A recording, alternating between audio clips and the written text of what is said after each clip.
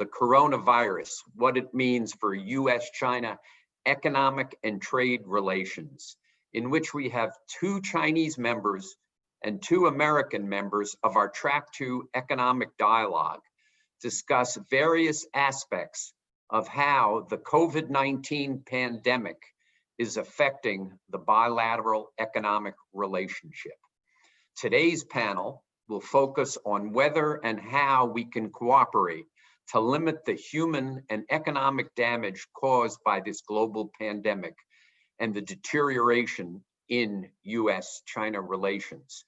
Before I introduce today's spectacular panelists, I'd like to go over how to ask a question.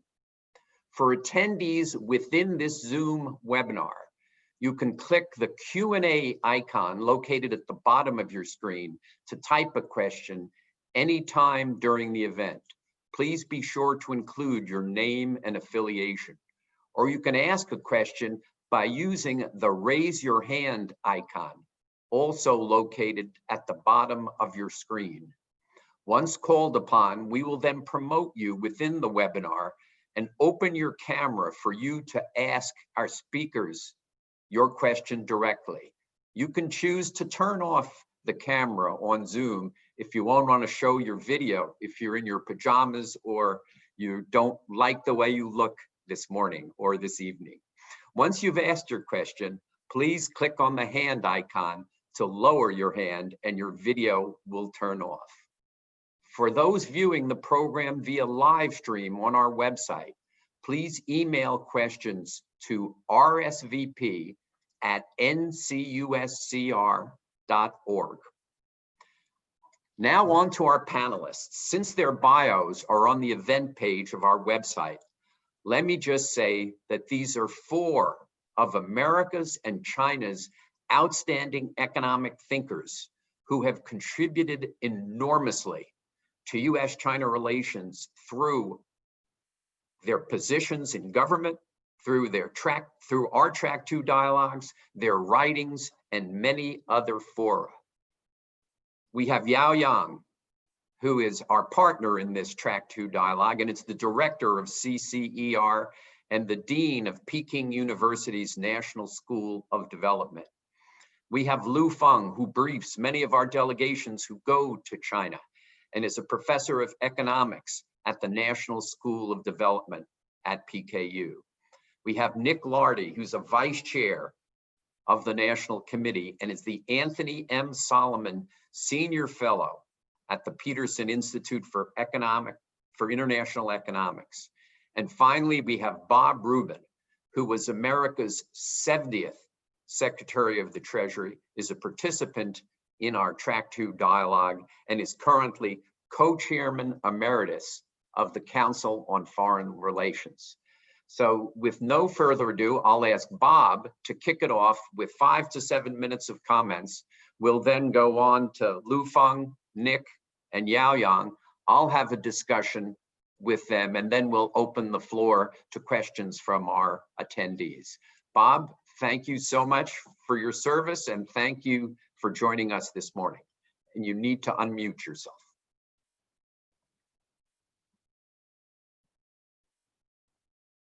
You're not unmuted. Let's see. Bob, you need to unmute.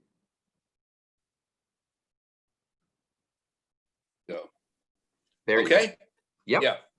Actually, I was unmuted until you muted me. You must have been anticipating what I was going to say, so I didn't want to let me say it. Okay. That's censorship, kind Trump would like to have. Okay. I will begin, Steve, by commenting broadly on the U.S. China relationship, and then I'll comment more specifically for a few moments on how it affects dealing with these twin crises, which obviously are of monumental importance to each of our countries and the global economy. About a year ago, I moderated a discussion at the Council of Foreign Relations with the Foreign Minister of China. And what I said is something that I've long believed and believe now, which is that there are enormous complexities and uncertainties around the relationship between China and the United States. I say those complexities have increased, unfortunately.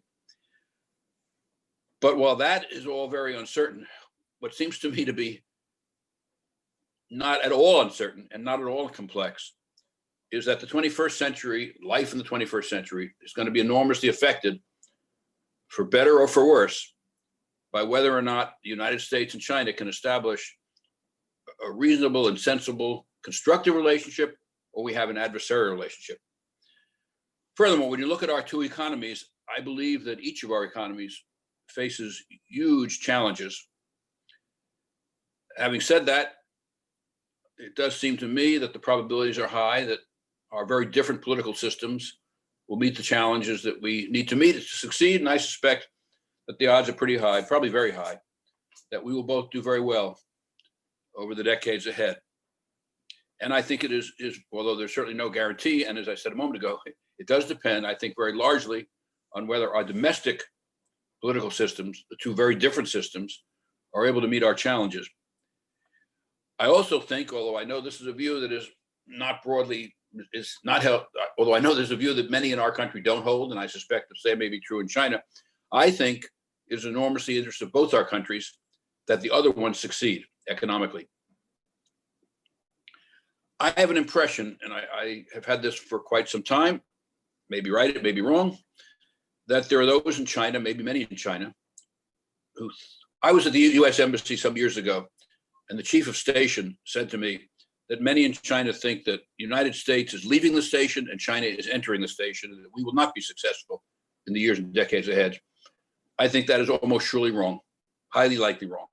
Similarly, there are many in the United States who have views about the Chinese economy that seem to me wrong. One is a serious tendency to underweight the challenges that China faces, demographic, environmental, political, and so many others. And the other is to overweight those challenges and to believe that the Chinese government is unlikely to meet its challenges. As I say, I think both of them are likely wrong.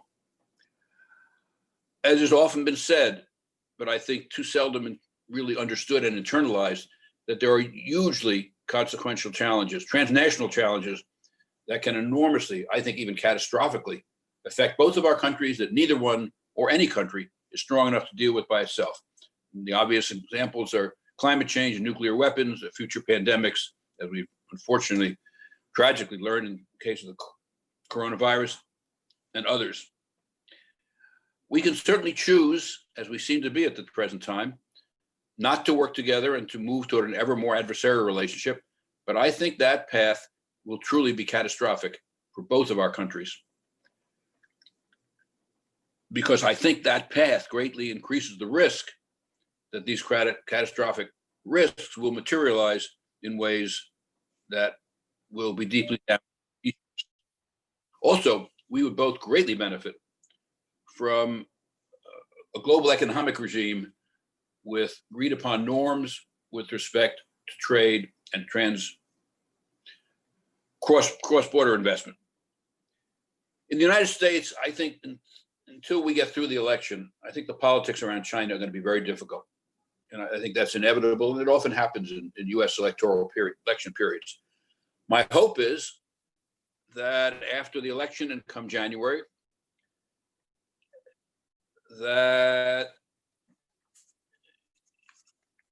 independently of who wins, although I think it probably is could be somewhat more than affected by who wins, but that in either case, there's at least a reasonable chance that there will be a more objective evaluation of the benefits of a constructive relationship about our mutual self-interest, and that we will go into a mode more of competing economically and geopolitically, hopefully within the context of international norms, at the same time work together on our mutual self-interest with respect to the kinds of issues I mentioned before, and also recognizing there are real differences between us with respect to human rights, but also many other matters. I think, unfortunately, a major obstacle to that kind of vision, certainly in the United States, but I have the impression this is true in China as well, is that the animosity exists not only at the government level, but also more broadly in our societies. I think there's plenty of blame to go around, and we could each point our fingers in all kinds of different ways with respect to how the other has acted. And as I say, I think there's plenty of blame to go around. But if we're going to move forward, I think we have to put that behind us and then focus on the vision, or if you will, the sense of what our relationship should be that I mentioned a moment ago. Having said that, we also have to be realistic and recognize that even if in each of our countries, that even if we adopt a constructive approach or attempt to adopt a constructive approach, the other may not be receptive. And so I think we do have to have contingency plans that relate to the notion, the possibility that the other will not respond. But those, it seems to me that what's critically important is that the development of those plans not interfere with the movement toward a constructive relationship. On the coronavirus itself, it seems to me we could benefit greatly by far more extensive sharing of data and research and the like. Unfortunately, at the government level, that'll probably be pretty difficult, at least for now. But it is happening at the university research level. And I think it's critical that the governments not interfere with what is going on at that level. On the economic crisis, I believe that the issues that each of us face need to be dealt with primarily, or predominantly actually, by our domestic political system. But the two countries certainly could work together to develop international norms with respect to trade and cross-border investment. And unfortunately, the globe is going in the wrong direction. And there's plenty of blame to go around on that, as I said. Going in the wrong direction, we could work together to reestablish effective and constructive norms. And there is another problem, which is many emerging market countries are facing what I think are catastrophic conditions. And that is not only a vast humanitarian problem, but I think it can enormously affect our countries as well, through the spread of disease, immigration, various other areas, terrorism, etc. So hopefully we will work on all this together. I think, Steve, having these kinds of discussions is a very constructive contribution to trying to develop a better understanding in both of our countries of all that I've just discussed. Thank you. Yep. Great, Bob. Yep. In this time of crisis, it's better to increase our channels of communications rather than close them down. Lu Feng.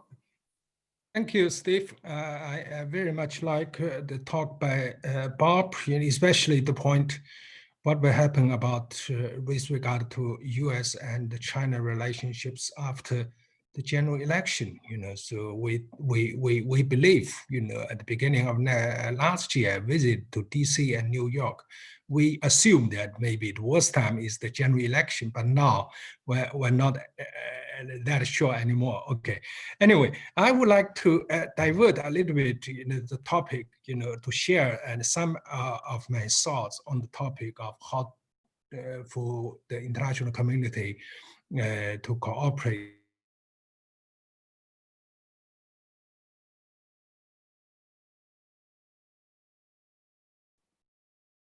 Lu Feng, I can't hear you. Can others hear him? Really? Yeah. Now, go ahead again. It's okay. It's okay now. Now it's okay. Yeah. It's okay now. Maybe I should make my voice a little bit louder. Okay. It's all now. It's okay now. Yep. You can't time now. Okay. From now, I start from the beginning, or what will happen? Go Okay. ahead, start. Let's start, Brad, and straight away. So I would like to, and comments on the issue of how international community should collaborate to cope with the current economic downturn. We all know that the pandemic not only caused the once a century public health crisis, but also brought about by, and worldwide economic downturn that is even more severe than the financial crisis, more than a decade ago. So when the financial turmoil occurred first in the Wall Street in more than 10 years ago, then spread to the world, caused and the global financial crisis. Actually, the international community then, and united together, on the basis creation of the G20 and the summit platform, and together, fight against the crisis on the belief of the principle that the global crisis should be fought against with, and a global approach. So I think this kind of principle is also relevant in the current circumstances. So the world community should also adopt the principle to combat the economic downturn, with special emphasis, in my understanding at least, in the following areas. The number one, to combat effectively the economic crisis, we need to first of all strengthen the efforts to fight against the pandemics as the primary causes of the economic crisis. Now we still have daily incremental growth of the new cases around 100,000 each day in recent days. So it is still a long way to go to achieve the final eradication of the coronavirus. The international cooperation urgently needed in the areas such as speed up of the scientific research in delivering safe and efficiently cure, as well as vaccine. We also should pay attention to the long term. We also need to share medical supplies of high quality, helping the poor countries to dealing with the difficult situations. We also need to pay attention to the long-term issues, such as how to improve information sharing, transparency, strengthening, and improving the functioning of WHO, creating the global stockpile of the medical supplies as part of the preparedness for the future pandemics. Number two, I think international community need to collaborate the proactive macroeconomic policies as the urgent responses to the economic crisis. So far, various unprecedented scale of economic stimulus packages has been designed and implemented for almost all the major economies.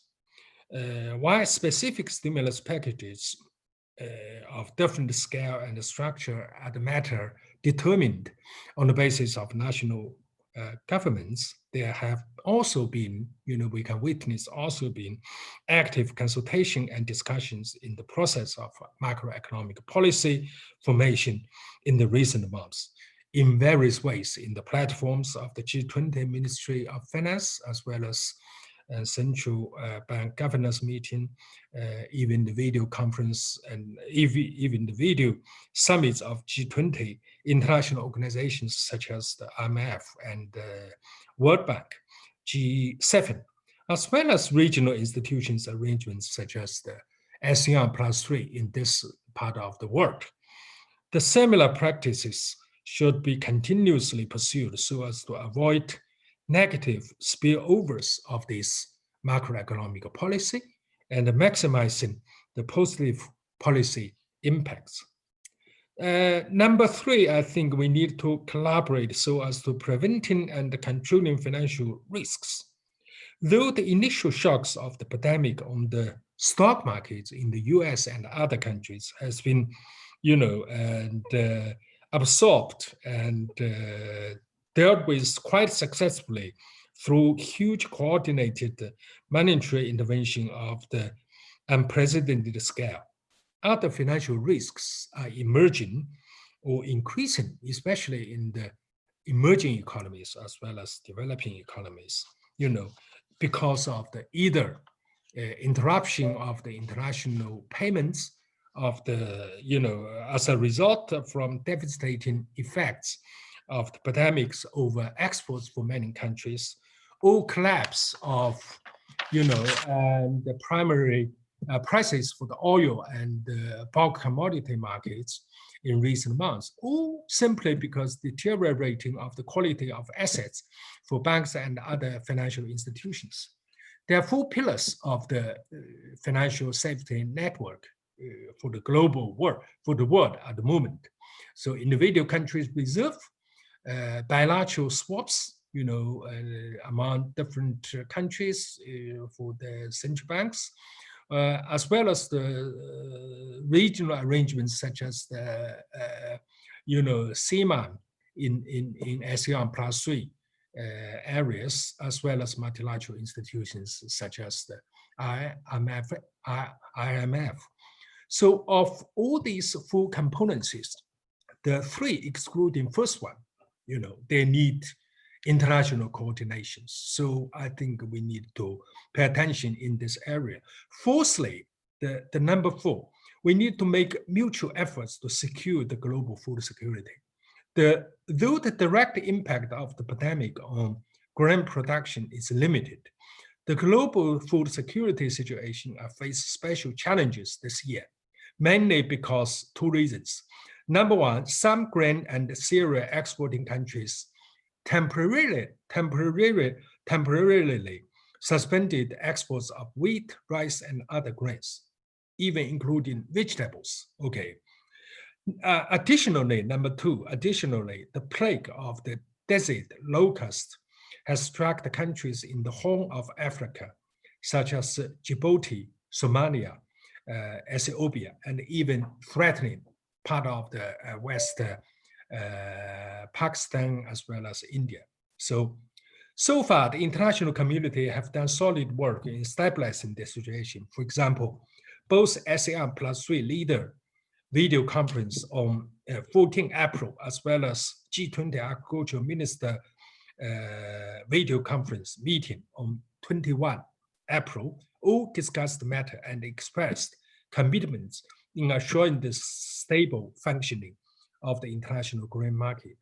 So now the situation has been stabilized a little bit, but we still need to be vigilant on this area. Finally, the number four, I think international collaboration are particularly needed to manage the upcoming process of adjustments of the global value chain, as well as the economic globalization. I don't have the time to mention this, elaborate on this point, okay, because my time is limited, is exhausting. So the final point I want to make is that now the world economy is still under the tremendous pressure. China's economy are already on the track of the recovery thanks to the more effective controlling domestic epidemic, but it may not be able to converge to the potential growth rate on the annual basis until next year. The economics of the US and the EU and other important Western countries may not recover to the pre-crisis level until the year after next year, according to the market projection. Also, the already made international cooperation has been achieved positive results. There are still wide gaps between the necessity and the reasonable expectation on the one hand in this area and what should be done on the other hand. International community needs to further strengthen cooperation to combat the existing and upcoming economic challenges. Thank you. Okay, great. Nick, Lardy, you're up. Thank you, Steve. Thanks for organizing this. I'm happy to appear with my colleagues, and I'm going, quite frankly, be much more pessimistic than either Bob or Lu Feng. I think in the United States, what we have seen almost from the beginning of the Trump administration is what in China would be called a two-line struggle between moderates in terms of their policy towards China and hawks. And I think what has happened in recent months is that the hawks have gained a decisive upper hand. And in part, it's because of the pandemic. And I think this is reflected extremely strongly in this new document that was released about 10 days ago, which is called United States Strategic Approach to the People's Republic of China. This is available on the White House website, and it is an attempt to set forth a coherent policy for U.S. relations with China. It is extremely negative. I think the chances for any cooperation on a significant level between China and the United States over the balance of this administration is zero. And I don't share Bob's view that things might get better if Trump is reelected, but I hope I'm wrong. Now, let me just say, this is a document that wholeheartedly embraces what they refer to as policies of strategic competition. There's no talk about engagement or win-win or anything like that. All of the it's a full approach to decoupling. It talks extensively about reducing trade relationships, reducing particularly US imports from China, and reducing the flow of technology. It doesn't address capital flows that Bob alluded to, but we can see in several dimensions this is coming independently, even though it's not mentioned in the strategic document. So I think we're going to see less trade, less capital flows, less technology flows. The document is almost, and this is especially disappointing, the document is almost entirely defensive. There's nothing in it about US policies that would help our economy and help to preserve our strengths in various areas of technology and so forth. It's all about slowing down China. As I say, it's defense, not offense. Even in the section where they talk about policies to promote American prosperity, the only specific thing they mention is strengthening our nuclear triad. There's nothing on economics or anything to do with income distribution or anything. It's all our nuclear power. The document at one point does pay lip service, and this is our topic today, to potential areas of cooperation, but they don't give a single example. They're not talking about the transnational challenges that Bob mentioned, or the desirability of adopting international norms in new areas that would smooth relations between the two countries. Needless to say, of course, they can't mention climate change since Trump doesn't seem to believe in that. So there's lip service to cooperation, but not a single word on what areas those might be. So this is a document that's entirely about competition, confrontation, not cooperation. A couple more points. The message throughout this document is imposing costs on China. There's not the slightest recognition that this usually entails some costs on the United States. Tariffs would be perhaps the most obvious example. Not only is there no mention of costs to the United States, there's no talk about costs, no talk about measuring costs, the economists would want to know, okay, if this is your strategy, what costs can we impose compared to what costs we will have to endure ourselves? There's lip service to importance of US allies in this effort, but there's no real evidence of efforts made in that direction. There's no hint of possible results. So I think it's a very, very discouraging document. And I think the hawks, Navarro and those around him, have decisively won the internal battle on the way to deal with China. As I say, I think for the first 3 years or so, we had a two-line struggle, and we had a president who flitted back and forth unpredictably between one camp and the other, sometimes saying we need more of this or that, and other times being very tough on China. But I think the COVID and the combination of the COVID and the coming election has shifted the balance entirely in favor of the hawks. And I don't see any prospect that that's going to change. So I think we're in for a very, very bad period in economic relations between the two countries. Anything else to cheer us up, Nick? Oh boy. Yang. I would say, go to the website and read the document. Maybe you can find some optimism in it. I can't. Okay, my turn. Okay, I used to be quite optimistic about U.S. China relations. I remember more than 10 years ago when I first met Steve to talk about the U.S. China track to dollars. I had that optimism. But unfortunately, this time I share a lot with Nick. I become quite pessimistic about the U.S. China relations. I think a new kind of Cold War is looming large of the two countries, right? So it's not just in our imagination. It has become much more real after the coronavirus, right? So let me just talk about several elements of this new kind of Cold War. One was already mentioned by Nick, that is economic confrontation. I can understand if the United States does not want to buy, say, Huawei's products, right? But let's just think about the entity list, right? The criteria are so vague. Right? It only says if the United States believes that a foreign company is threatening American national security, then that company can be put onto the entity list. By now, I think 33 Chinese companies are now on the list. Most of them are in the high-tech area, right? So that's caused a lot of discussions within China, right? To a large extent, to me, this action is very close to action of war, right? So the purpose is just to kill China's high-tech industry from the very beginning, right? I don't know if the Trump administration has ever thought about China's retaliation.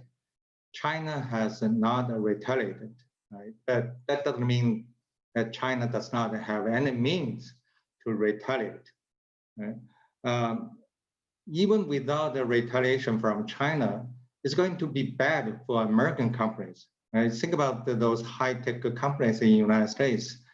30%, I think in the Qualcomm case, 60% of its revenue comes from sales to China, right? So if you stop selling to China, how can Qualcomm compete in the international market, right? So it's kind of killing golden goods, okay, for the American high-tech industry. Second, on the geopolitical front, we know that the confrontation has begun a long time ago, but after coronavirus has become more of an issue, right? You know, China was the first country to walk out the pandemic. So China offered humanitarian aid to many countries, including countries in Europe. Europe has become kind of nervous about China's influence, but the United States, of course, has become much more nervous. Of course, China's approach, recent approach by some diplomats was also problematic. But overall, this kind of a geopolitical competition has already affected the world efforts to combat the pandemic. For example, the function of WHO, right? Last but not least, that's ideological confrontation. As Bob already said, we have two different systems, right? But during the pandemic, China was depicted even worse, right? You know, in Americans' minds, China succeeded is because China has an authoritarian government, right? So this kind of disinformation, you can see, has caused a lot of discontent from Americans toward China. So the number of people now who have negative views on China account for 2/3 of Americans. So that's such a sea change compared, say, even 3 years ago. Okay. So with all this, how can we talk about collaboration between the two countries? I would say probably we should work together, and not work together. The two countries should work separately to contain competition, right, or to manage competition. Okay, think about that in the technological arena, right? If you want to compete, you should compete like two boxers in the ring. you should not first cripple the other guy and say, you come onto the stage and then let's fight. Okay, so at least we should have some basic rule for competition. Okay, for that, I strongly recommend that the two countries start the phase 2 talk quickly, right? So I think the two governments have almost forgotten, we were about to enter a phase 2 talk. Right? The phase 2 talk, I don't believe is going to be concluded very soon, but as long as the two countries sit at the table and talk to each other, then that's good, right? At least you can talk something, okay? On geopolitical side, I don't think competition can be avoided, right? In South China Sea, China's BRI, and also, the fighting the coronavirus. China's influence will increase for sure. And I think the only thing the two countries can do is to manage this competition, right? Not to allow the competition to get into some real confrontation, okay? On the ideological side, I totally agree with Bob. The two countries have to realize we have two different systems. And then particularly for Americans, one thing that's missing is that the Chinese system is built on the Chinese traditional ideas, okay? There are traditional ideas behind, okay? So we should not just, distinguish China as an authoritarian country, United States as a democracy. There are values behind those two systems. And I don't think you can just blindly reject the Chinese values, okay? So for that, I would call for Americans to seriously think about and treat the Chinese values, okay? And in the words of British China scholar Carol Brown's words, is that probably it's time for the West to think about that the Chinese values will be there for a long time, and the West has to live with a quite different set of values. Okay, let me stop there. Thank you. Thank all four of you for very interesting presentations. I don't know if you can see over my shoulder, but when the presentation started, it was a very foggy morning in New York. I couldn't even see the ground, and the fog has now broken and it's a bright sunny day. So I was hoping that the presentations would be analogous to the weather, that it started out foggy and it's now sunny, but I'm sad to say that is not the case. First question is a two-part question, one part for the Chinese side and one part for the US side. Yaoyang and Lu Feng, when we were in Washington, I think it was January 12th, it was 3 days before the signing of phase 1. There was some optimism. So the first question is there any way that China is going to be able to implement phase 1? And then the question for Bob and Nick is, because I think I know the answer, is if it is not implemented, what are the implications? What is the United States going to do? What is this administration going to do? Because it's going, no matter what you think about January of 2021, phase 1, you will know if phase 1 is going to be implemented before then. So first, Yaoyang and Lu Feng, any way it could be implemented? Well, I'm not an expert on trade, but I have the guess that China is still going to honor the agreement, but the implementation will be prolonged. Right? So it's going to be hard for China to meet the target set for this year and the next year. probably if we can extend into like 3 years or even 4 years, that's going to be much easier for China to fulfill the agreement. Feng, anything on that? So, two points. Number one, I think China has made a great effort in implementing the phase one deal, trade deal. I give you a couple of the numbers in this context. For example, in the how can I say, in the quarter three, the third quarter last year,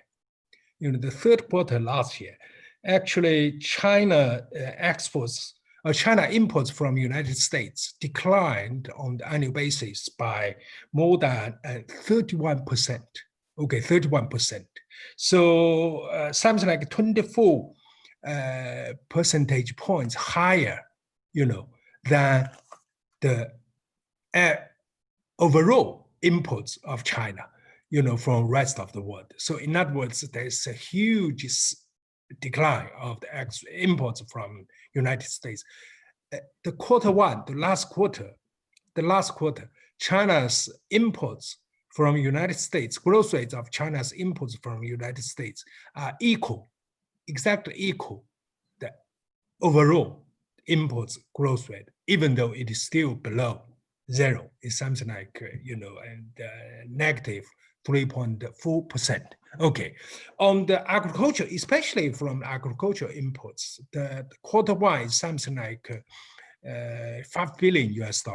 Okay, it's doubled, more than doubled than the first quarter last year.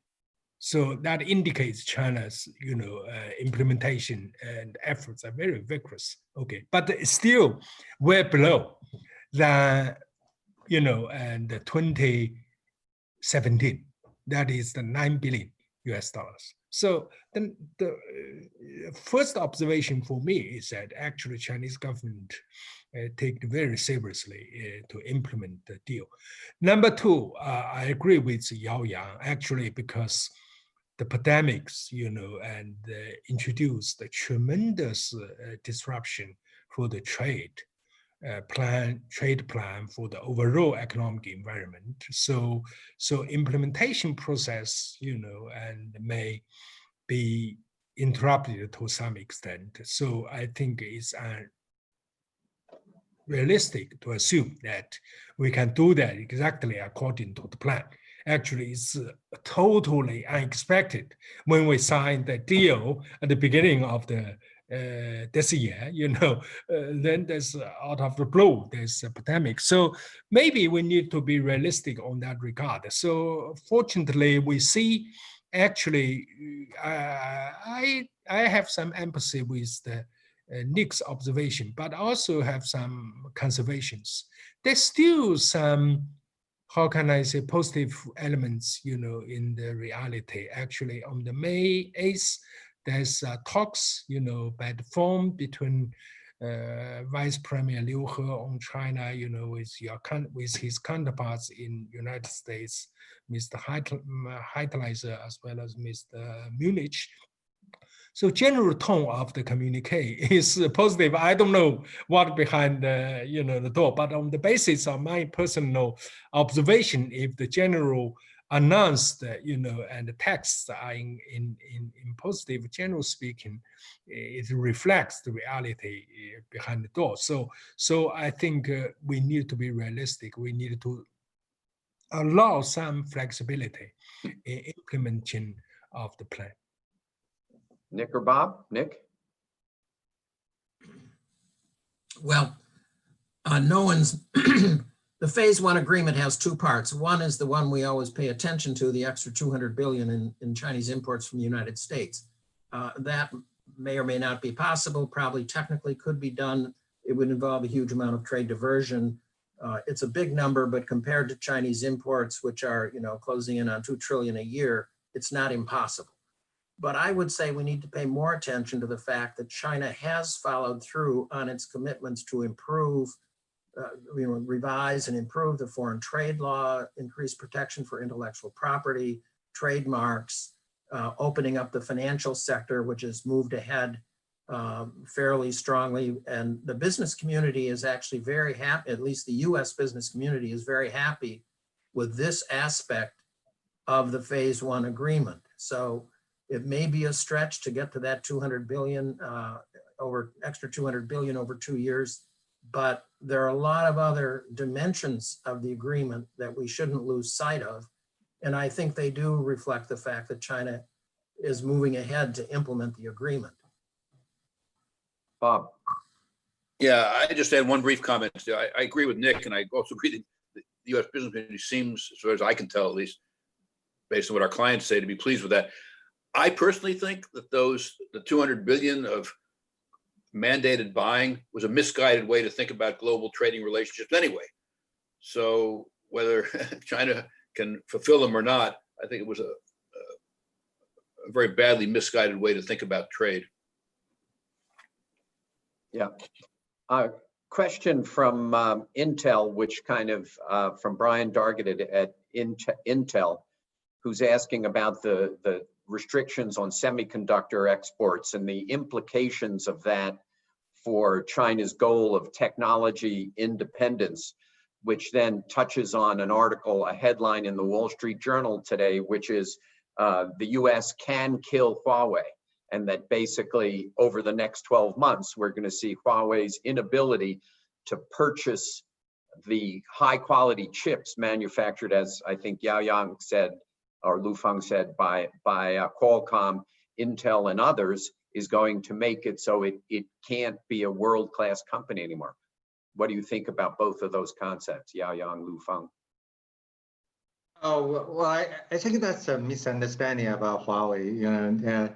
So there are kind of Huawei has two parts of business. Okay, one is the smartphone line, right? Actually, the smartphone is a new business in Huawei, right? Huawei's core competence is not in smartphone; it's actually in the communication devices, technology like a 5G. Okay. So I think if the United States just shut the door completely to Huawei, then probably Huawei's smartphone business will be severely affected in the short run. Okay, that's also for sure, because smartphones use really advanced chips. The most advanced iPhone actually use 5 nanometer chips. Okay, but if we are talking about the other line of business of Huawei, that is telecommunication, we really don't need 5 nanometer chips, right? I'm not an expert on this, but probably 14 nanometer or even 17 or even 21 are just enough. So that's not going. So the ban is not going to kill Huawei. And in the meantime, Huawei is finding alternatives within China. Okay, so I want to add to this.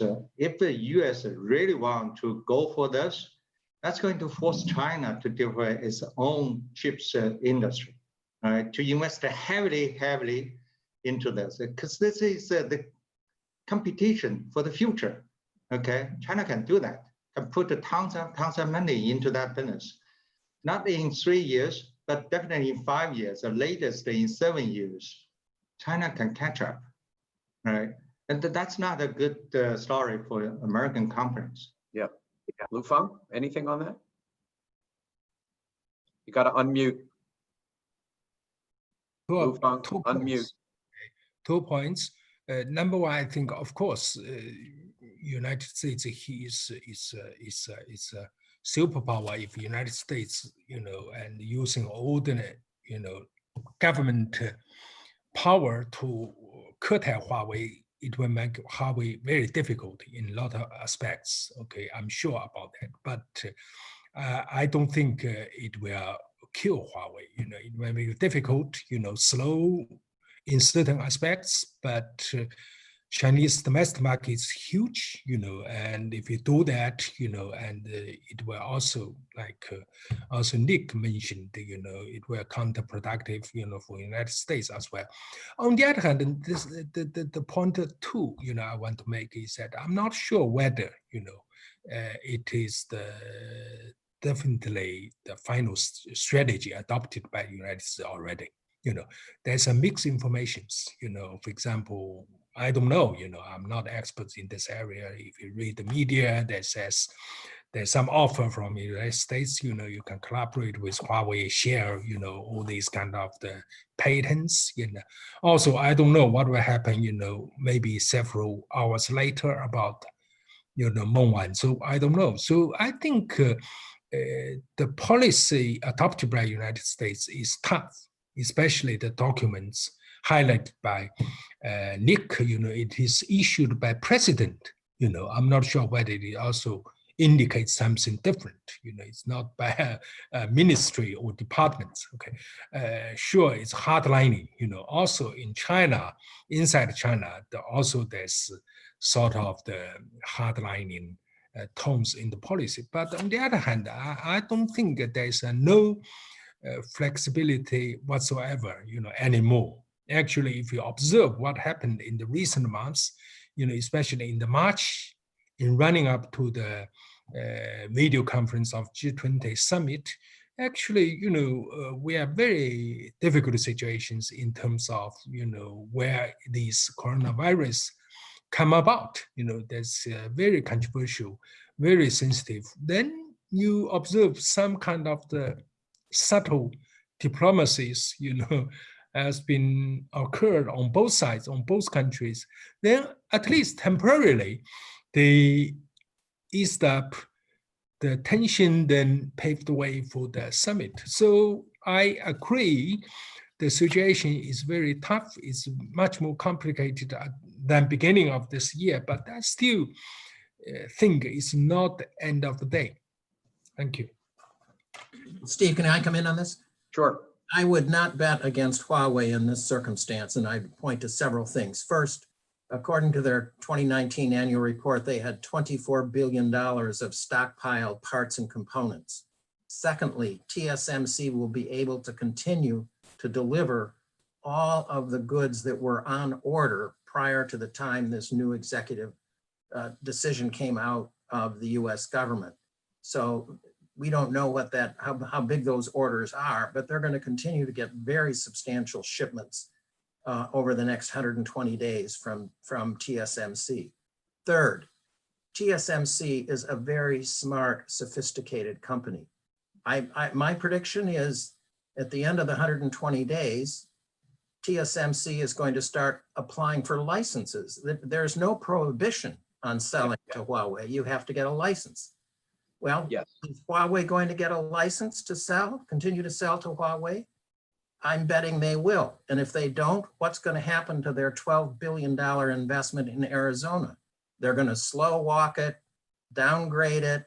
This will be very bad for Trump in the run up to the election. He's claiming, that he's reshoring all this manufacturing. This is a big part of his strategy of, U.S. Strength in manufacturing, particularly in high tech. TSMC doesn't have to invest $12 billion in Arizona. They may be getting a lot of incentives that hasn't been disclosed, but it will take months and months. If not, the thing isn't going to be up and running it even under the best of circumstances until 2022. My forecast is if they don't get licenses, they will slow walk it and maybe even completely walk away from it. So TSMC is in a stronger position than most people recognize. Remember, they announced this deal in Arizona 2 days before the new executive order came out from the US government. They knew this was coming. This investment is a way for them to gain leverage. Bob? I just add one sentence, Steve. I don't know anything about the national security issues relating to Huawei, but what I do think is that being an unreliable supplier is a highly disadvantageous place to be in the global economy over the long run. And I think that each time we do this with sanctions, we should be extremely careful because if we create, in the view of the global economy, that we are an unreliable supplier, it may serve some short-term interest, it may not, but I think almost surely it will hurt us substantially over time. Yeah, I think two points. One, Nick's point that this is not a prohibition, it's just a requirement to secure a license is very, very important. And China needs to recognize this, that this is not a prohibition, it's just a requirement to get a license. Bob's point with respect to sanctions raises an interesting question, which is China, and this is for Yao Yang and Lu Feng. China is moving ahead with this digital currency that PBOC has now put it in place with I think Construction Bank in certain test areas. Is that related to financial sanctions that the United States is now, I would argue, overusing? That the use of digital currency, to the extent it internationalizes, kind of protects the users from being sanctioned by the US government? Well, I think Yi Gang just said it's not the time for China to issue any digital currency. Right. So I think what he was saying was that China is not going to circulate digital currency, right, in the near future. It's entered into experiments. It announced experiments that it's doing now. It's not, yes, it's not widespread, but it's entered. Like China's policy is always cross the river, across the stream by stepping on rocks, and this is kind of the first rock. Right. But there are talks in the market for kind of your idea, right? That is, China should create a kind of a digital currency so we can circumvent the United States, right? So we don't need to use US dollars, okay? So that's kind of the thinking of there, but I don't know if that's in the mind of Yi Gang. We haven't talked with him yet. I think maybe. Lu Feng, go ahead. Maybe that is too much speculation. I think actually PBOC started to have a serious study on this digital currency issue from something like 2014. So generally speaking, the high officials, in China, most of them have the engineer background, different from United States, maybe from the lawyer or from others. So they are very interested in these technologies. If there's a new technology, they're very fancy about that. That is the mentality of the engineering. So I think I don't think it's have anything to do with the currency war. Number two, I think actually they're not experimenting on the currency, digital currency, only substitution for the currency, okay, for the coins and the notes, for this, and the currency rather than broad money. It's not like Libra, okay. Libra is very much revolutionary, okay. That will have sort of the, alternative to the US dollars if, let's assume, hopefully not, let's assume, because of this, the injection of the money in a massive way, especially the debates about the modern monetary theory, okay? So if the government really adopted that, I know Bob maybe have a strong opinion of that. I don't know. No, there's a very active discussion inside China about that topic. If that happened, if that adopted as a mainstream policy in states, then something goes wrong. Maybe something like the Libra will save United States in the extreme circumstances, but digital currency experimented in China now, that's only substitute for the currency, for the coins and the notes. It's not, it's so difficult to imagine Chinese government will adopted some philosophy behind the Libra. So in other words, give up or compromise on the sovereignty. It's very different. It's very different from Facebook. Okay, Libra, it's totally different. So it's finally, of course, Yao Yang is correct. It's only in the experimental phase. There's no timeline, limit, timetable for the introducing of the currency. I have a question, and then I want to promote Professor Jia Zhong to be a panelist and directly ask a question. My question, and while we're doing that, let me ask my question. I think there seems to be a consensus in the panel that we're in for a very dark period. That is dark as it is going to get darker. So my question really is, during this period, it may be 5 months, it may be a much longer period. We don't know, 8 months, maybe years. What should we be doing on the economic side to kind of put a floor under the deterioration? What kind of policies should we be suggesting be adopted? Yeah. Well, as Nick said, on the China side, the Chinese government has moved quite decisively to open up the markets. Right? So when I listened to Premier Li Keqiang's work report, I was struck by yet another move to open up the services sector. He said China is going to further shorten the negative list, including negative list in the services sector. Of course, we don't know the government's plan yet, but if that negative list can be really shortened in the services sector, that's going to help American companies quite dramatically. Yeah. Feng, anything on that, or Bob or Nick?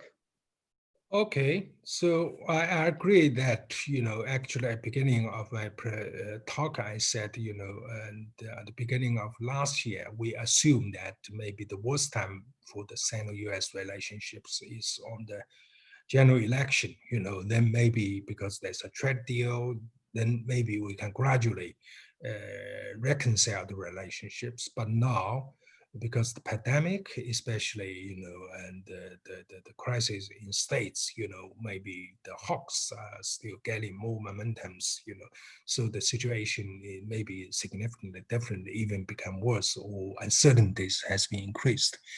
But I also mentioned just now already, that maybe now is not at the moment for the totally pessimistic, the argument. I still think at the highest political levels, there's still sort of the willingness, and not to let relationships to go out of control. So that is the current observation. So given the circumstances, I think the both sides maybe can do several things. Number one, we should control escalation of the relationships in the negative direction, especially to manage the crisis in the issues like the Hong Kong, like the Taiwan, especially. So I think it's most important, not totally derail the relationships. Number two, I think there's still areas, especially economic areas, both sides can collaborate. For example, I observed in the grain security issues, actually in the 2010, China banned export of the grain.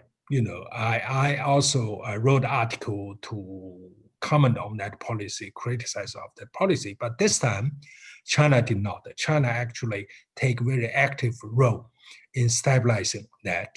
Maybe there's some diplomacy behind the door, persuade Vietnam, to cancel that kind of the suspending of the rice exportation. So that in that area, actually China and the US have a joint interests. China want to stabilize the market, also is on the line, on the same, how can I say, on the interest of the United States. On the other hand, you can see in the financial risks, actually you can see now I mentioned these three pillars. In the bilateral relationships, the United States provided the swaps of the currency swaps for your allies, something more than a dozen, maybe something a dozen countries. Okay, in the crisis period. China also offered swaps for maybe, and 35 or 40 countries, mainly developing countries. Actually, you can see this complementarity, and both sides do their jobs, but for the same objectives. I think both countries should emphasize these areas. They have a mutual interest. They can do, similar, jobs, and actually they collaborate, either whether they intentionally or not. I think maybe Steve, and you should promote these areas as the emerging sort of the agenda for collaboration at this circumstance. Number three, I think even for these kind of global value chain and the sort of the globalization, and the momentum and become stronger and stronger, I think communities, especially academic communities in both countries, should collaborate, should have some objective analysis on these issues. Number one, we must admit this crisis of pandemic reveals fragility and also vulnerability of this, global value chain and globalization. We should do something to, how can I say, improve or overcome the shortcomings of the globalization. So in other words, we need to looking forward, but we must make sure if we totally reverse the globalization, the cost will be huge. Actually, globalization is rooted in my personal research of so-called, intra-product specialization originated from United States in 60s as part of your economic restructure program. Okay, it saves costs. If you want to reverse the process, you will have tremendous costs. So I think research communities on both countries can clarify these issues, and to make sure that we will not do too much, Okay. overshoot Yeah. in that direction. Nick and Bob, anything you want to add on that? Well, my advice is that not much can be done on the US side. We're locked in. I think there's a huge potential in China. I'm very encouraged by the document that was released jointly by the Central Committee of the Chinese Communist Party and the State Council on May 18th, which talks about accelerating the transition to the socialist market economy. And it has within it many of the same themes that we saw in November of 2013 about making the market the dominant force in the allocation of resources, freeing up factor markets, and so forth. I think if China can demonstrate progress on that agenda, it will be extremely helpful. The fundamental premise, or a fundamental premise, of this new presidential document that I talked about earlier is that China has turned its back on economic reform, that they have not followed through on their commitments, and that they are not a market economy, and that they are distorting global markets and imposing costs on the rest of the world. Now, I'm not saying I agree with that, but one way to undermine that narrative is to reaccelerate or resume the process of domestic economic reform in China. Some of it is international, as I mentioned earlier, in terms of opening up the financial sector. But I'd be very interested in either Yaoyang or Lu Feng talking about, why did this document come out now? We know China's also had this internal debate. Should we rely more on the state or should we rely more on the market? It seems, maybe it's too simplistic an interpretation, that this document suggests that those that are advocating for a return to a more market-oriented approach are getting some traction, maybe have gained the upper hand. So is that true or not? And if so, what's the prospect for this very ambitious agenda to move ahead? I think it won't make much difference in the short run, but it could make a huge difference, particularly in the next presidential term, if it's not Mr. Trump. Yaoyang, Lu Feng, you want to answer? Yeah. Well, I think Nick has actually summarized this well. The reform has always been on the government and also the party's agenda. I think probably the pandemic also played some role here to accelerate the reform process. Reading that document and also the work report, I agree with Nick that reform agenda has come back more strongly. Yeah, I think of course the more important from a U.S. China relations point of view, obviously reform, the third plenum reforms of the 18th Party Congress, implementing those would have a positive effect on U.S. China relations, but more opening in this period, more, ending of equity caps, issuing licenses to U.S. financial institutions, as is going on now, would be extremely productive, because I think, I'm trying to remember who pointed out, what we've seen, Yao Yang pointed out, is we've seen the American public turn to an unfavorable view of China. As Yao Yang pointed out, when we started these dialogues, it was in the 30s, it's now 66%, which is really damaging. But China could do a ton of things unilaterally, which would improve the relationship. So I hope some of those happens. Next question is from one of our directors, Nelson Dong, who says there are dozens, he's a partner at Dorsey. There are dozens, if not hundreds, of vaccines in development all over the world, including in the United States and China. Given the tensions and suspicions in the bilateral relationship, what is the likelihood either nation would accept and allow its own population to be vaccinated with a vaccine sourced from the other nation, rather than waiting until its own indigenously developed vaccine produced and distributed under its own control? Anybody want to touch that one? Bob? Steve, my view, whatever it's worth, we're in a terrible situation with respect to the mistrust in both each of our countries with respect to the other. Hopefully reason will win out. And if China develops what seems to be an effective regime, a vaccine, hopefully the CDC in our country will make an objective evaluation as to the quality and efficacy of the vaccine. But on the other hand, I think both in our current administration and publicly, I think the question's a good question. Whatever the CDC might say, there could be a lot of, I think there is a possibility of a lot of animus, a lot of the reaction toward the vaccine being affected by an animus toward China. So I think it's a good and serious question. Yeah, Yang Lu Feng, from the other end, would China accept one produced in the United States and distributed? Definitely China will accept. And I think our worry is that if the U.S. has a vaccine first, then the Trump administration will ban that vaccine to be exported to China.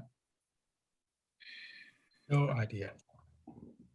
I think what we should be thinking about in the United States is what happens if China is the first to develop an effective vaccine. I'm very interested in the program of Sinovac Biotech Limited, which began their phase 2 trials back in April and have announced that they are in talks to launch phase 3 trials globally. I don't know of any of the other vaccine prospects there are that are almost on the verge of phase 3 trials. Now, of course, a phase 3 trial is no guarantee it will be successful, but at least that company, Sinovac Biotech Limited, seems to be relatively advanced compared to the other programs we're reading about. So I sometimes think if I had a chance to tell Mr. Trump, I'd say, if I were you, I'd tone down your rhetoric. They may be the main source of the vaccine.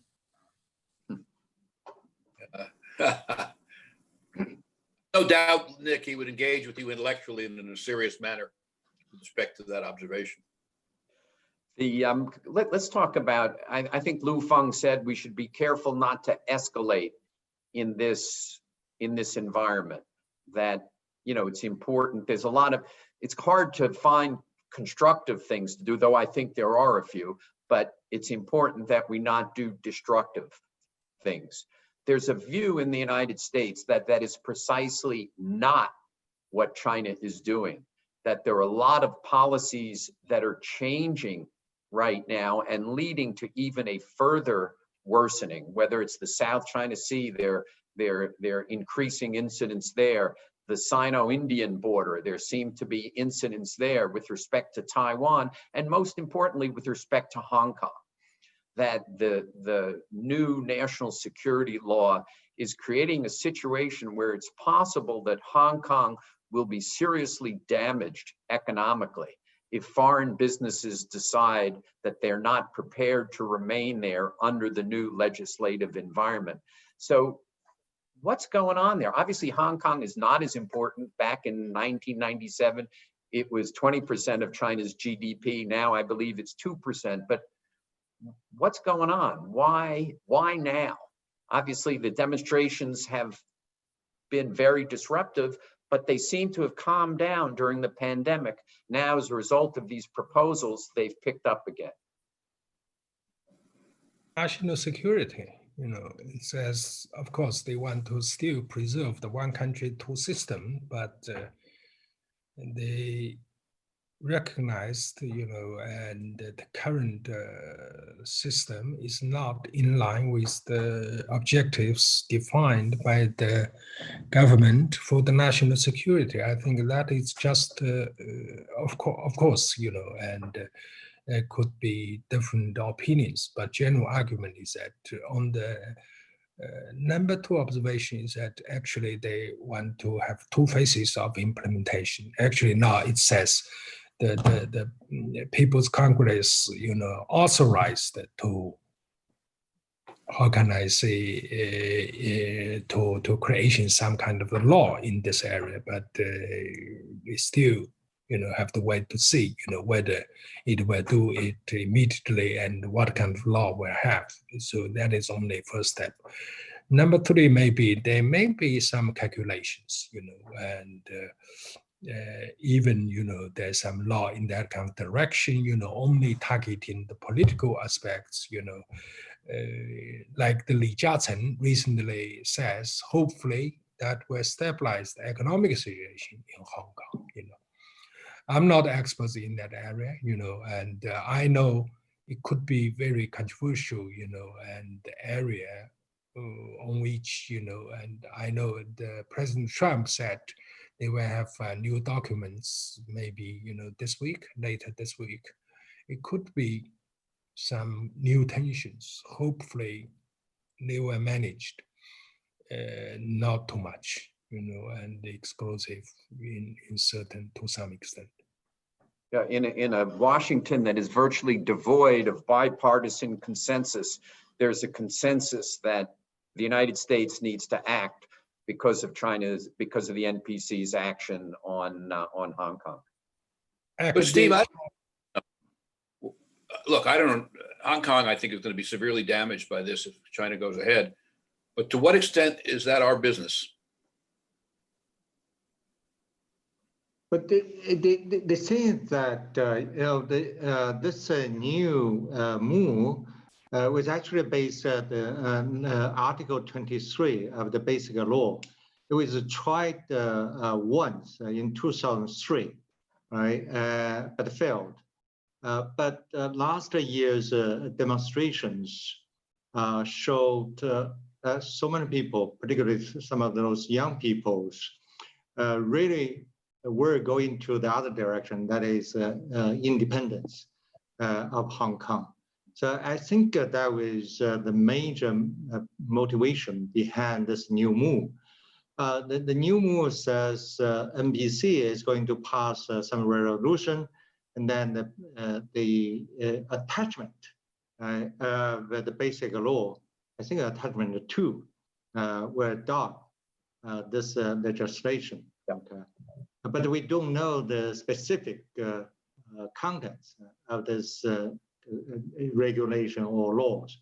So I think that it's too early for us to talk about the consequence of this new law. Yeah. I mean, to answer Bob's question, I think it absolutely is our business. There are international agreements in effect here. There are hundreds of thousands of Americans living there. There are commitments that China has made. But this program, tomorrow, I believe it's 8 p.m. We have a program precisely on this subject, which we will have in-depth discussion. Nick, was there anything? But I meant to focus on the economic, not on the political. Yeah, I just want to make the comment that if the administration follows through on the kinds of threat they're talking about, of taking away certain status from Hong Kong, it will have, as you've already said, Steve, a hugely negative impact on U.S. companies operating there. It will have a hugely negative impact on the people of Hong Kong, and it will have a minuscule effect on China. China does not depend on Hong Kong the way this is an example of where there's no weighing of the costs and benefits. We want to impose some costs on China. If we go down this road, the main loser is going to be U.S. companies and the citizens of Hong Kong. And I don't know why we want to punish the citizens of Hong Kong for something that the government in Beijing is doing. Yes, precisely. Anybody following the audit requirements that apparently will become law for foreign companies listed in the United States, where the prediction is we will see a delisting of Chinese companies on NASDAQ and NYSE? And do they want to comment on that and what we should be doing about that? Anybody following that? Yes,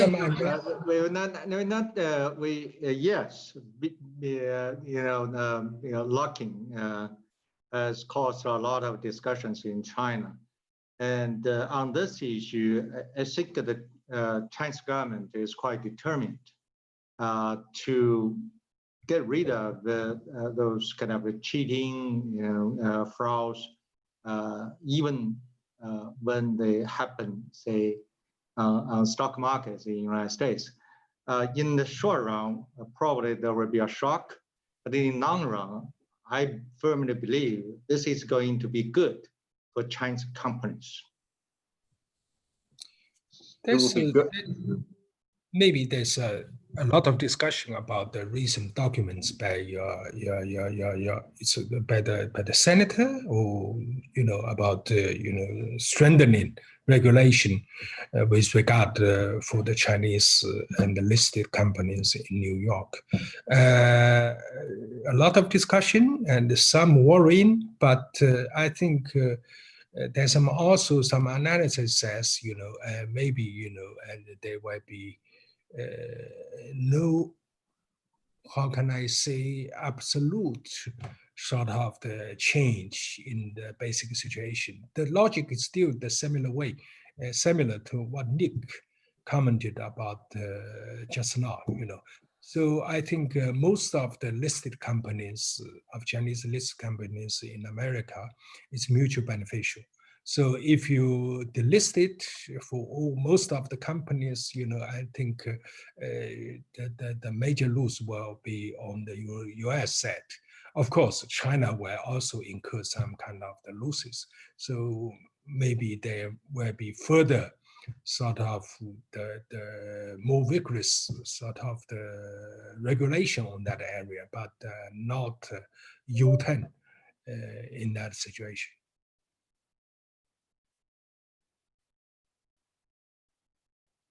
Oh. You're on. I'm can you I have Mr. Greenberg on the phone with me. Hank Greenberg. You want me to ask the question, or go ahead, keep let me just ask a question for people to continue. Joan Kaufman asks, what's the playbook for coming back?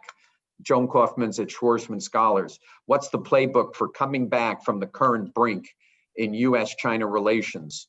What immediate steps and longer steps should and can be taken? I have a view. Steve, I'll give you a very brief comment. I don't think anything, I agree with, I think Nick said it, others maybe have said it too, I don't know. Nothing's going to happen before the elections. Nick, you may be right. If Trump gets reelected, maybe we'll be in the same place. I have what may be an unrealistic hope that somehow there's somebody there would get rational about our self-interest, but maybe that's just unrealistic. But if Biden gets elected, I think they'll be, and they should be, very focused on our self-interest, and I think they'll be realistic. But hopefully they will also see that our realistic self-interest lies in the kind of constructive relationship that I described before, and they'll reach out. Then there's hopefully, and there are various ways they could do that. An interesting question is, what does President Xi want? Does he ultimately want to have a constructive relationship conducted within competitive but well-established international norms, or is he aiming toward regional and global domination? And I think that that's a very big question, which will remain to be seen if, in fact, we have an administration that does reach out to him. Yep. Anybody else want to comment on that? Then otherwise I have a question from Mike Lamb. I think even after the general election, I don't think we can sort out all the structural, and the problems behind two sides.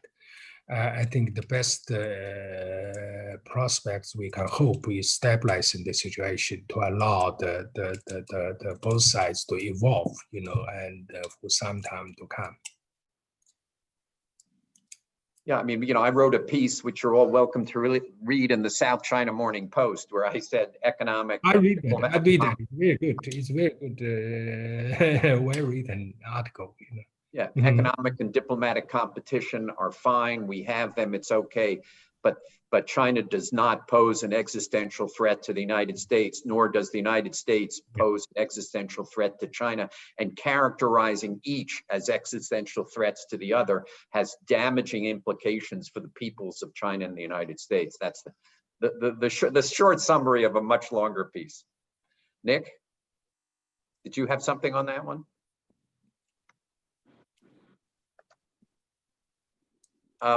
Mike Lampton is asking Bob, Mike is former president of the committee, the director of the committee, what advice would you give the Biden campaign in light of the Clinton campaign experience in '92 and '93 and boxing itself in on MFN, and then taking the first part of its first term, digging out of that mess? How do we do the least damage in this campaign that restricts subsequent flexibility? Well, look, it's a good question. And I think, unfortunately, this campaign is going down a very bad road. So it's a good question. It's become pretty clear, I think, that Trump intends to engage in all kinds of criticism of China, perhaps to deflect attention from the way he's dealt with the coronavirus epidemic in the United States, although there's plenty to blame in China's part too. But I think he's using this as a way to deflect, my impression would be to deflect attention. And I think the Biden people, I'm not involved in the Biden campaign, I suspect you'll see them engage in some sort of a response that is also negative with respect, in some respects, to the China-U.S. relationship. I think we just got to get past that, Mike.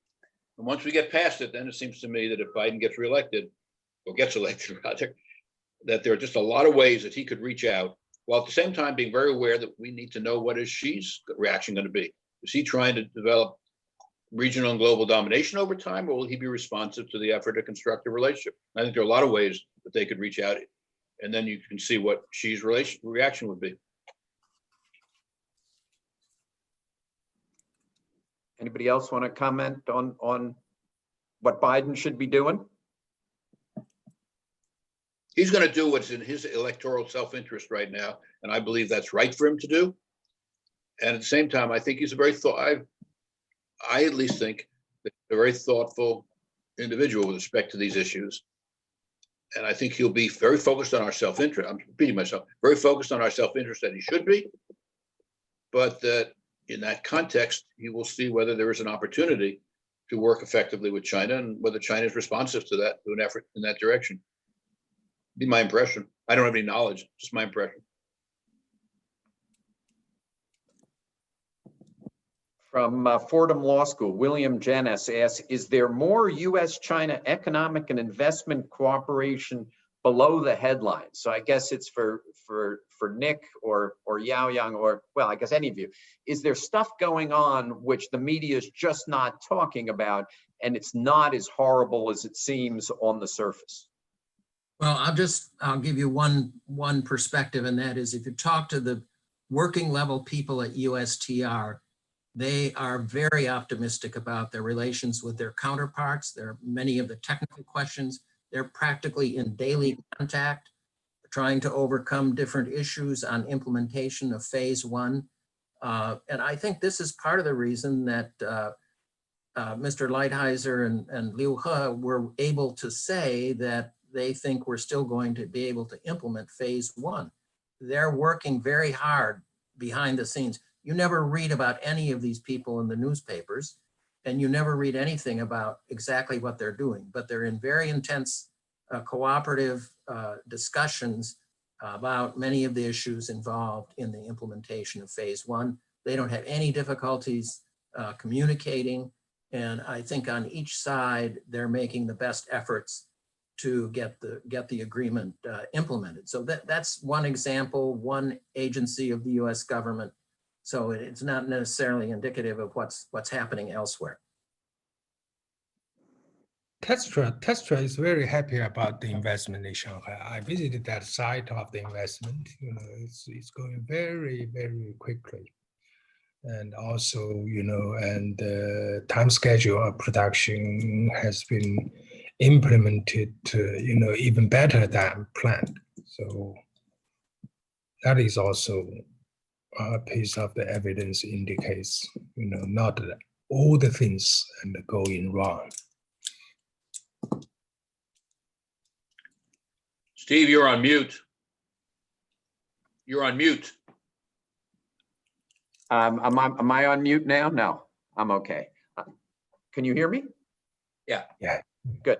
Last question, which is a great one because we're out of time, which comes from our Executive Vice Chair, Hank Greenberg, which is, doesn't it make sense where this relationship is that President Xi and President Trump should speak because of the absolute downward spiral that we're in, that Hank is basically saying this is what we need to do, have the two speak.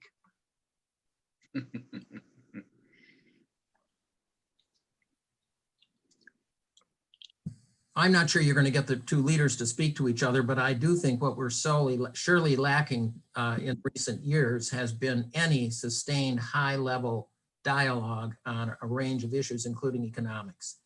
Yes, the working level talks between USTR and their counterparts seem to be working fairly smoothly, but we don't have high-level talks between leaders on both sides. There's no structure. We've abandoned all of the programs that were tried in early administration. Yeah, maybe they weren't 100% successful, but I think we'd be much better off if we had more sustained high-level contacts between the two sides, whether or not it involves President Trump and President Xi. Steve, I agree with Nick, and Hank is an extraordinarily shrewd observer of U.S. China relations, but I kind of think everything is going to be driven by politics from now until November. In the U.S., I mean.